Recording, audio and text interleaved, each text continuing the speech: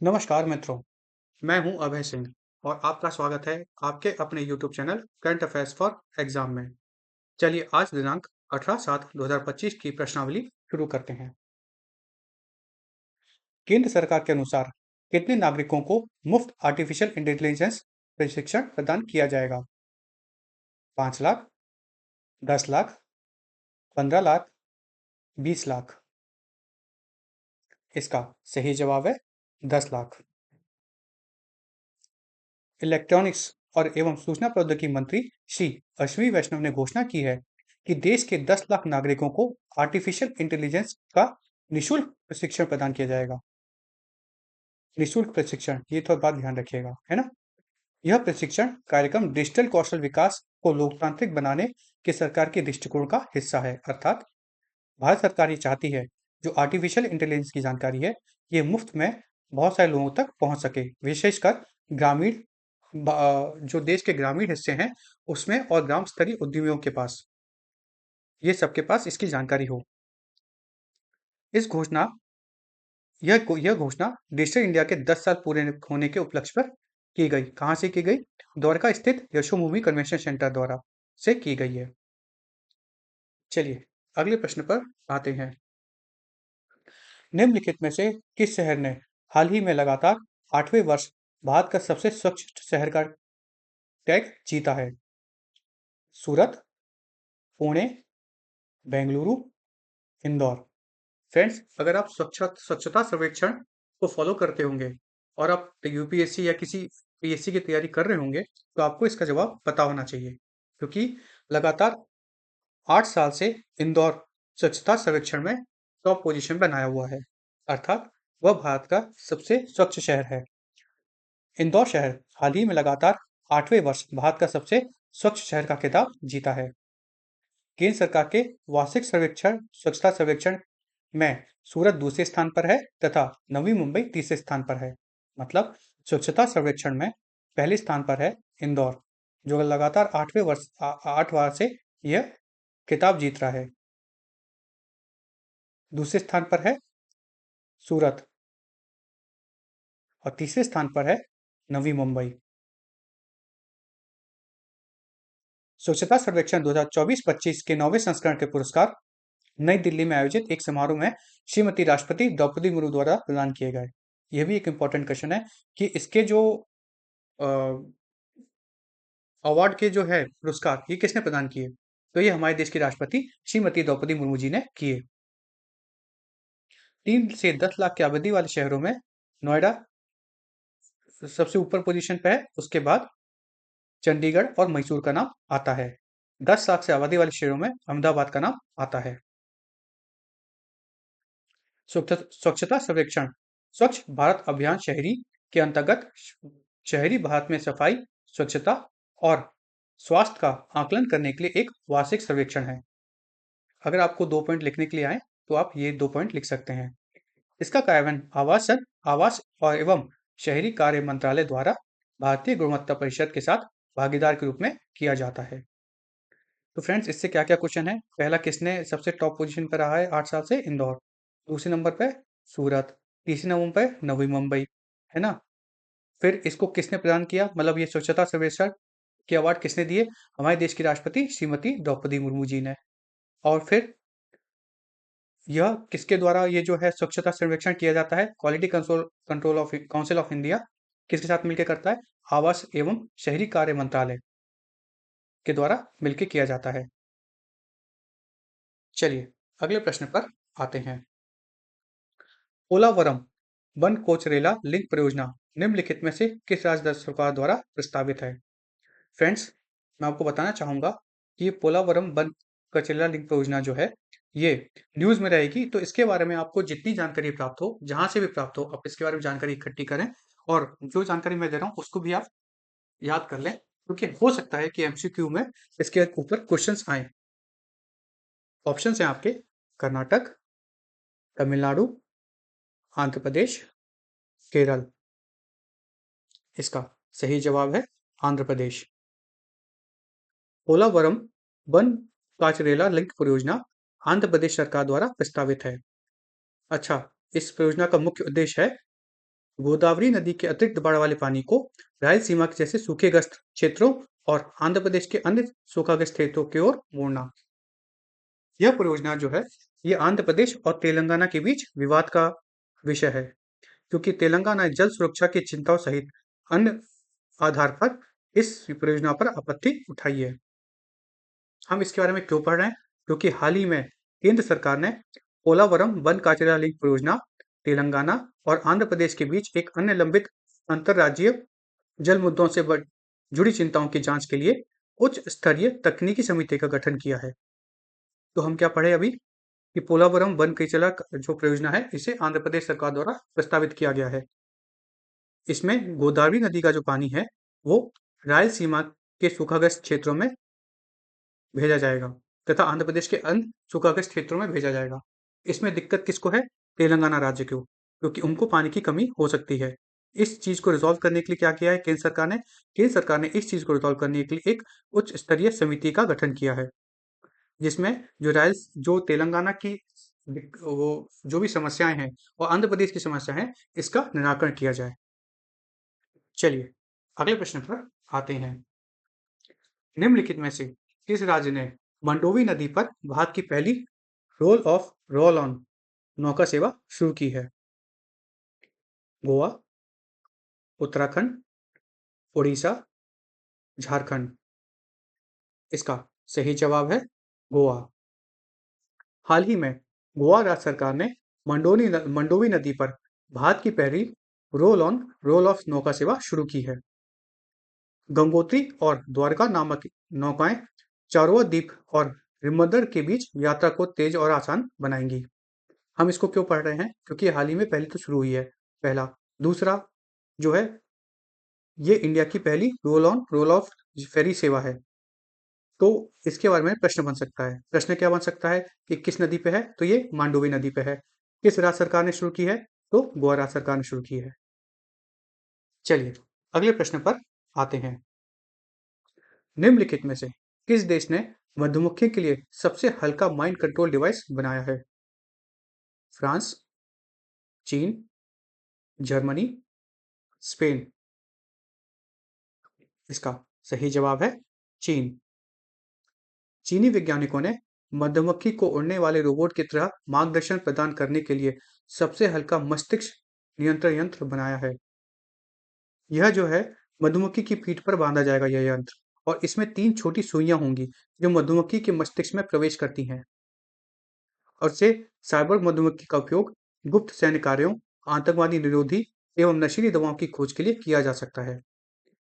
अच्छा, मैंने इसके बारे में पढ़ा था, और इसमें यह भी पढ़ा है मैंने कहीं, इसमें से 10 में से 9 बार चीन इस चीज में सक्सेसफुल रहा है। मतलब 10 बार उपयोग करने में 9 बार मधुमक्खियों ने इसकी बात मानी है। चलिए अगले प्रश्न पर आते हैं। हाल ही में निम्नलिखित में से किस देश में 3 दिवसीय कठपुतली महोत्सव का आयोजन किया गया? श्रीलंका, म्यांमार, बांग्लादेश, नेपाल। इसका सही जवाब है श्रीलंका। श्रीलंका के कोलंबो में हाल ही में 3 दिवसीय कठपुतली महोत्सव का आयोजन किया गया। इसका आयोजन सार्क संस्कृति केंद्र द्वारा किया गया। किसके द्वारा किया गया? सार्क कल्चरल सेंटर, सार्क संस्कृति केंद्र। इस महोत्सव में भारत, श्रीलंका, बांग्लादेश के प्रदर्शन शामिल थे, और इसका उद्देश्य कठपुतली कला को सांस्कृतिक आदान प्रदान और सामाजिक जागरूकता के माध्यम के रूप में उजागर करना है। चलिए अगले प्रश्न पर आते हैं। निम्नलिखित में से किस राज्य सरकार ने हाल ही में 1 अगस्त से 125 यूनिट तक की मुफ्त बिजली की घोषणा की है? अगर आप न्यूज़ पढ़ते होंगे तो आपका इसका उत्तर पता होगा। मैं ऑप्शंस बोल देता हूँ। उत्तर प्रदेश, ओडिशा, झारखंड, बिहार। इसका सही जवाब है बिहार। चूंकि बिहार में आज जल्द ही विधानसभा के चुनाव होने हैं, तो वहाँ की राज्य सरकार बहुत सारे अभी स्कीम्स लेके आई हैं, जिसमें से एक स्कीम यह है, बिहार राज्य सरकार ने 1 अगस्त से 125 यूनिट तक की मुफ्त बिजली देने की घोषणा की है। इससे पहले हमने और भी योजनाएं पढ़ी हैं, जिसमें उन्होंने जो पेंशन है राज्य सरकार ने वो 700 से 1100 कर दी है, और एक एक जो और योजना शुरू की है, जो लाडली बहन योजना की टाइप की है। चलिए अगले प्रश्न पर आते हैं। हाल ही में भारतीय सेना द्वारा आकाश प्राइम का सफलतापूर्वक परीक्षण निम्नलिखित में से किस स्थान पर किया गया? चंडीगढ़, दिल्ली, लद्दाख, दमन और दीव। इसका सही जवाब है लद्दाख। हाल ही में भारतीय सेना द्वारा 15,000 फीट की ऊंचाई से आकाश प्राइम मिसाइल का सफल परीक्षण किया गया। अच्छा, ये तो न्यूज़ की बात रही। हम इसके बारे में क्यों पढ़ रहे हैं? क्योंकि आकाश प्राइम की मिसाइल के बारे में हो सकता है एमसीक्यू बने। किसी भी पीएससी क्वेश्चन, यूपीएससी, पीएससी मतलब पीएससी में तो पूछा जा सकता है आकाश प्राइम मिसाइल के बारे में। तो मैंने सोचा कि आपको इसके बारे में पता होना चाहिए, इसलिए इस क्वेश्चन को डाला है। आकाश प्राइम मिसाइल जो है, ये रक्षा अनुसंधान एवं विकास संगठन अर्थात डीआरडीओ, डिफेंस रिसर्च एवं डेवलपमेंट ऑर्गेनाइजेशन द्वारा विकसित मूल आकाश सतह से हवा में मार करने वाली मिसाइल प्रणाली है। मतलब ये सरफेस टू एयर मिसाइल है। अच्छा, इसकी आकाश मिसाइल को मध्यम दूरी की वायु रक्षा के लिए डिजाइन किया गया है। आकाश प्रणाली को भारतीय सेना और भारतीय वायुसेना दोनों द्वारा हवाई खतरों से बचाव के लिए बड़े पैमाने पर तैनात किया जाता है। चलिए अगले प्रश्न पर आते हैं। एनसी सजोन ने लिंगानो मीटिंग में महिलाओं की लंबी कूद में निम्नलिखित में से कौन सा पदक जीता है? स्वर्ण, रजत, कांस्य, उपरोक्त में से कोई भी नहीं। इसका सही जवाब है कांस्य पदक। हाल ही में देश की एथलेटिक एनसी सजोन ने इटली में आयोजित विश्व एथलेटिक कॉन्टिनेंटल टूर इवेंट में लिंगानो मीटिंग में महिलाओं की लंबी कूद में कांस्य पदक जीता है। किसने जीता है? एनसी सजोन में। कहाँ जीता है? इटली में। कौन सा जो टूर्नामेंट चल रहा था? विश्व एथलेटिक कॉन्टिनेंटल टूर इवेंट। अच्छा, कौन सा पदक जीता है? कांस्य पदक जीता है। किसमें? लंबी कूद में। ये 5-6 पॉइंट्स हैं, याद कर लीजिए। इनमें से कोई भी एक एमसीक्यू क्वेश्चन बन सकता है। चलिए अगले प्रश्न पर आते हैं। भारत ने हाल ही में निम्नलिखित में से किस देश को 3 लाख मीजल्स रूबेला वैक्सीन का खुराक भेजी है? Brazil, Bolivia, Argentina, Paraguay. इसका सही जवाब है बोलीविया।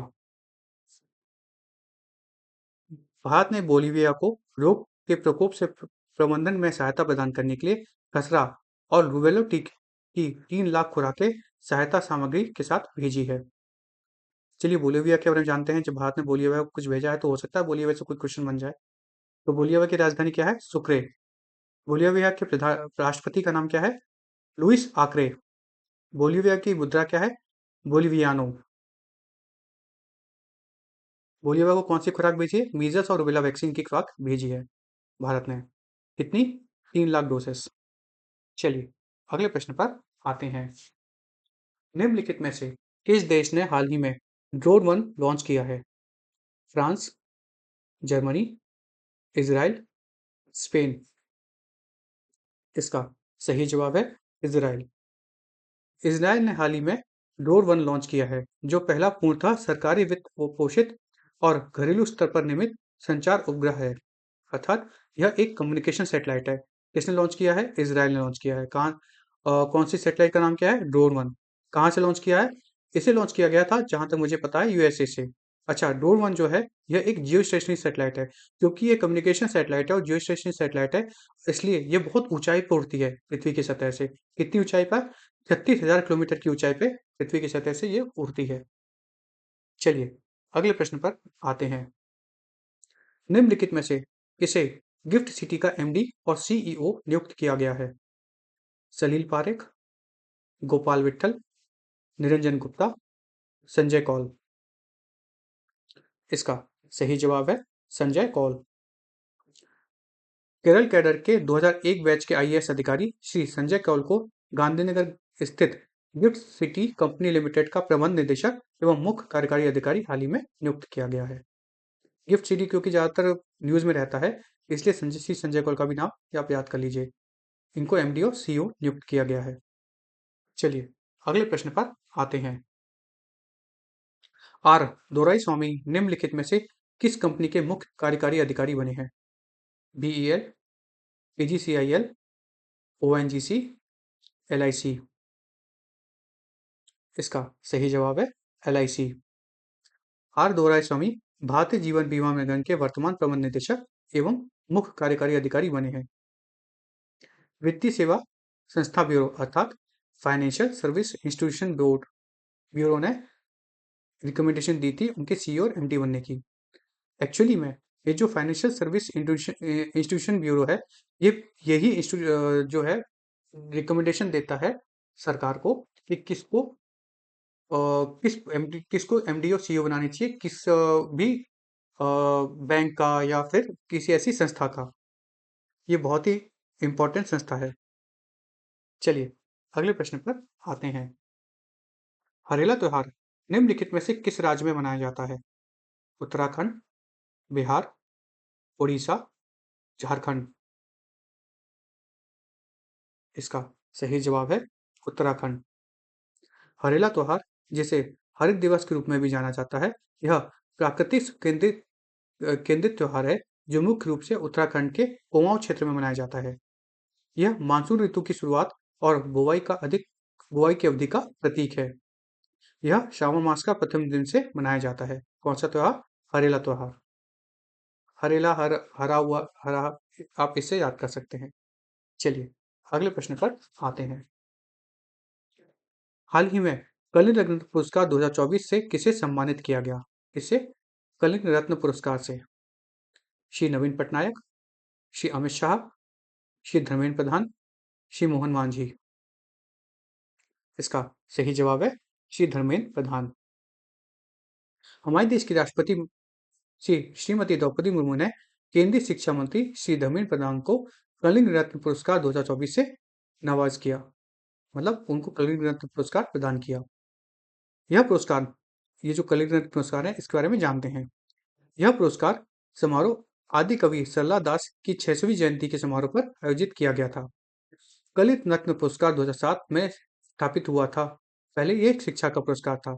यह पुरस्कार प्रतिवर्ष उड़ीसा के किसी योग्य व्यक्ति को प्रदान किया जाता है जिसे राष्ट्रीय अंतर्राष्ट्रीय स्तर पर किसी भी क्षेत्र में उल्लेखनीय योगदान दिया हो। आदि कवि सरला दास 15वीं शताब्दी के एक प्रतिष्ठित उड़िया कवि थे। कौन? सरला दास। इनके बारे में आप पढ़ लीजिएगा। चलिए अगले प्रश्न पर आते हैं। निम्नलिखित में से कौन सा विश्वविद्यालय QS वर्ल्ड यूनिवर्सिटी रैंक 2026 में शीर्ष पर है? भारत की बात कर रहा हूं मैं यहाँ पे। IIT Delhi, IIT Bombay, IIT Madras, IIT Kharagpur. इसका सही जवाब है IIT Delhi. QS world university ranking 2026 में IIT दिल्ली सर्वोच्च रैंकिंग वाला भारतीय विश्वविद्यालय है। ये QS वर्ल्ड रैंकिंग के बारे में जानते हैं। ये QS world rank university rank 2026 वैश्विक उच्च शिक्षा पारदर्शिता अर्थात global higher education consultancy curricular segments द्वारा प्रकाशित की जाती है। अच्छा, इसमें 1000 विश्वविद्यालयों की रैंकिंग प्रकाशित की जाती है तथा उन्हें रैंक किया जाता है जो टॉप के 1000 विश्वविद्यालय हैं। भारत में रैंकिंग में अब तक सर्वोच्च स्थान प्राप्त किया है और वह 54वें स्थान पर है। चलिए अगले प्रश्न पर आते हैं। बहदीन खलम त्योहार निम्नलिखित में से किस राज्य में मनाया जाता है?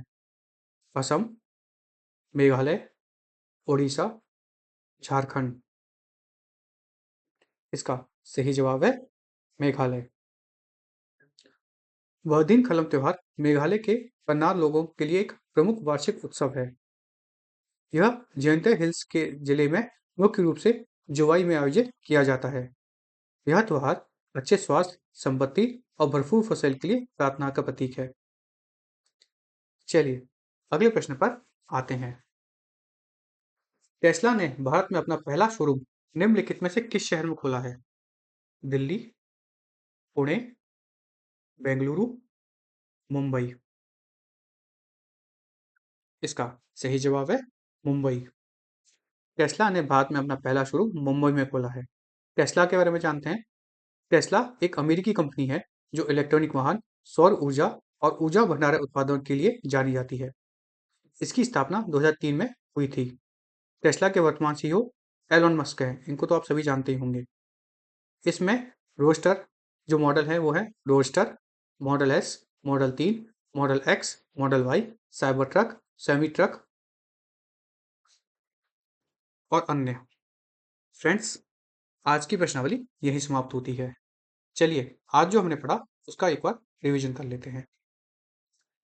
इलेक्ट्रॉनिक्स एवं सूचना प्रौद्योगिकी मंत्री श्री अश्विनी वैष्णव ने घोषणा की कि देश में 10 लाख नागरिकों को आर्टिफिशियल इंटेलिजेंस निःशुल्क प्रशिक्षण दिया जाएगा। इंदौर शहर ने हाल ही में लगातार 8वें वर्ष भारत का सबसे स्वच्छ शहर का खिताब जीता है। पोलावरम बनकोचरेला लिंक परियोजना आंध्र प्रदेश सरकार द्वारा प्रस्तावित है। अच्छा, ये किस नदी पे थी?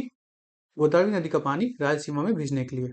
इसमें तेलंगाना की कुछ समस्याएं थी, तो उसके लिए एक समिति गठित की गई है आंध्र प्रदेश और तेलंगाना के बीच, ताकि उस समस्याओं का निराकरण किया जा सके। गोवा राज्य में मंडोवी नदी पर भारत की पहली रोल ऑन रोल ऑफ नौका सेवा शुरू की गई है। चीनी वैज्ञानिकों ने मधुमक्खियों को उड़ने वाले रोबोट की तरह मार्गदर्शन प्रदान करने के लिए हल्का मस्तिष्क नियंत्रण यंत्र बनाया है। श्रीलंका के कोलंबो में 3 दिवसीय कठपुतली महोत्सव का आयोजन किया गया सार्क समिति द्वारा, सार्क कल्चर सेंटर द्वारा। बिहार सरकार ने हाल ही में 1 अगस्त से 125 मिनट तक की मुफ्त बिजली देने की घोषणा की है।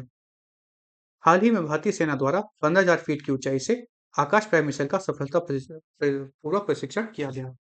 यह सतह से हवा में मार करने वाली मिसाइल है। एनसी सोजन ने इटली में आयोजित विश्व एथलेटिक कॉन्टिनेंटल टूर इवेंट में लिएंगो मीटिंग में महिलाओं की लंबी कूद में कांस्य पदक जीता है।